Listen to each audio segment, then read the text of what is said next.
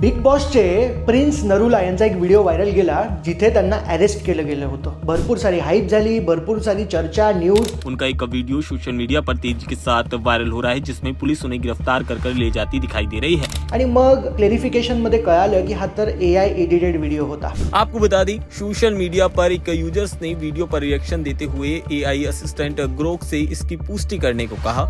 उसके हिसाब से ये वीडियो पूरी तरह से एडिटेड है. जेव्हा त्यांना क्लेरिफिकेशन विचारलं तर ते म्हणले हे तर आमचा एक मार्केटिंग स्टंट होता आणि एक प्रोडक्टच्या मार्केटिंगसाठी आम्ही हे सगळं केलं होतं. यालाच म्हणतात द नॉटंकी टॅक्स. ऑफिसेसमध्ये बऱ्याचदा असंच होतं, कंपनी सेल्स प्रोफेशनल कडनं एक प्रोडक्ट लॉन्च केलं जातं. प्रोडक्ट लॉन्च वेळेस त्यांना मनात कुठेतरी माहित असतं की जुनंच प्रोडक्ट आपण नवीन पॅकेटमध्ये विकतोय. नवीन काही नाही त्याच्यामध्ये, पण हाईप अशी करतात, खर्च असा करतात, लॉन्चिंग असं करतात की लोकांना वाटतं काहीतरी नवीन देणार आहेत. आणि सायकोलॉजी पण तीच असते की एकदा आपण हाईप करू, सेल्स करू, लोकांनी एकदा ते प्रोडक्ट विकत घेतल्यानंतर कस्टमर सर्व्हिसचा पण नंतर बघून घेऊ, आधी पैसा तर घेऊ. आणि मग होतं असंच की सेल्स होतो, भरपूर सारी मार्केटिंग हाईप होते, पण लॉंग रन मध्ये क्रेडिबिलिटी खराब होते. कारण जे काही कमिटमेंट केलेले असतात त्या फेक असतात, त्या रिअलिस्टिक नसतात आणि मग लॉंग रन मध्ये ती क्रेडिबिलिटी त्यांची खराब होऊन जाते, ब्रँड इमेज खराब होऊन जाते. ती नॉटंकी एकदा तरी चलते, पण लॉंग रन मध्ये ती नॉटंकी चलत नाही. त्याचा टॅक्स मात्र आयुष्यभर त्यांना पे करावा लागतो. एकदा नॉटंकी केलेली लाईफ लॉंग लोक त्यांच्यावरती परत विश्वास ठेवत नाहीत. आणि मग ज्याही वेळेस नवीन एक मार्केटिंग कॅम्पेन नॉटंकीवालं लॉन्च होतं, त्यांना कळतं की हे